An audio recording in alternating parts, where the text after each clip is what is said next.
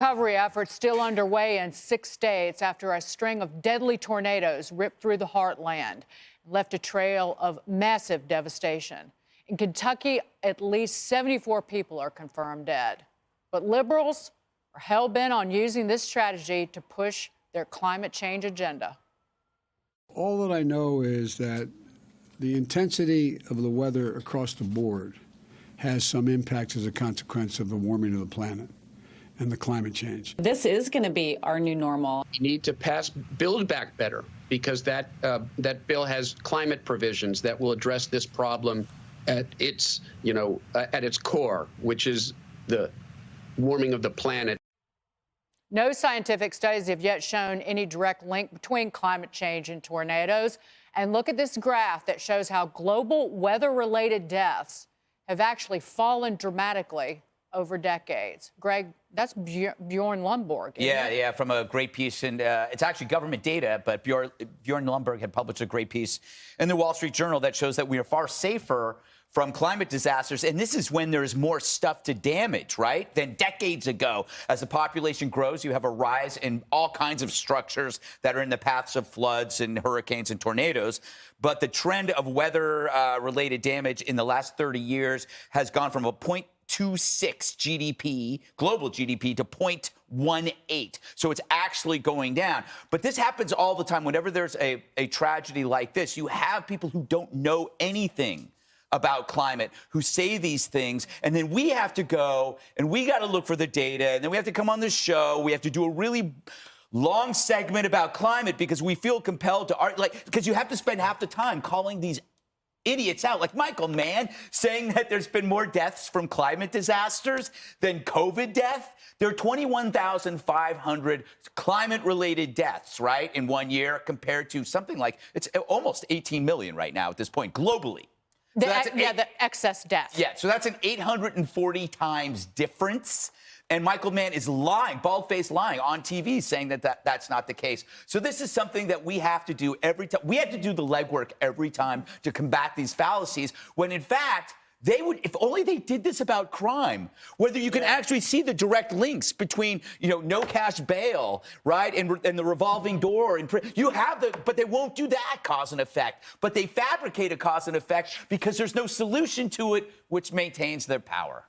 Sorry. And Dana, the pouncing on this before they even, how many, 100 people still missing, roughly, before the dead are even found, the pouncing on this is just so. Well, you might remember, remember when the Surfside condo collapsed? Yeah. Secretary Granholm at the Department of Energy, the first thing she said is she blamed it on climate change. And that wasn't what it was, right? So that they just immediately jump on it. And then immediately, they don't take scientific data or evidence to link something to their policies. They just automatically say that, okay, the tornado strengthens our case for the Build Back Better because there's climate change positions in there. Inflation strengthens their case for Build Back Better. The Jets losing every Sunday is a justification for Build Back Better. Yeah, more money and more control. That's all they want, Jesse. Regardless, $500 billion is somehow giving it to Michael Mann, who doesn't even know how many deaths there are from COVID. That's who would make decisions with the money, essentially. Well, but that's the game they play. So the government goes out and they say, we got $4 million to study the link between tornado ferocity and capitalism. And some $50,000 a year researcher at a state school says, I'll take $4 million. Hey, I'll do that study. I'll give you what you want. So he does the study, and then the government holds up the study and says, science, see, let me raise your taxes now. We have had tornadoes forever, even before Geraldo, all right? That's old. They're very old, all right? Do you think the Native Americans were studying tornado ferocity?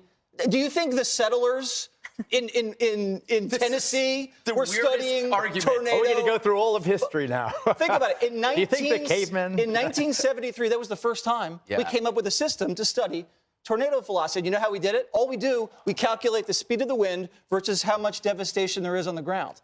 But it depends on the path of the tornado. Whatever's on the ground is going to be devastated. And whenever you build something, it's going to be sturdier as civilization advances as Bjorn Gutfeld mentioned. Thank you. So they come up with this idea, the world's been around for 5 billion years. So we're just going to take the last 50 years and say, you know what? It's our fault. It's capitalism's fault. So we're just going to give all your taxpayer dollars to green donors. And then the green donors are going to re-engineer the entire world economy in a way that doesn't use fossil fuels. That is so stupid. It's like a pagan ritual. You remember, the wind gods are angry.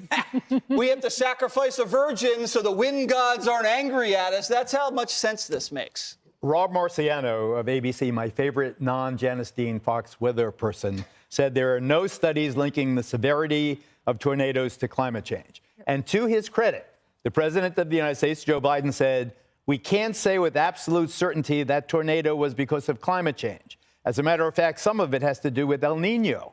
So there's a little reason from the White House. Blaming We foreigners. have to acknowledge. That poor little boy. Yes, he was such a sweet kid. Nino. Yes. So we get a little sliver or soupçon or teaspoon of empathy. Yeah, no, we were just commander. grateful he conditioned a phrase. Right, exactly. We'll take anything at this point. Yeah.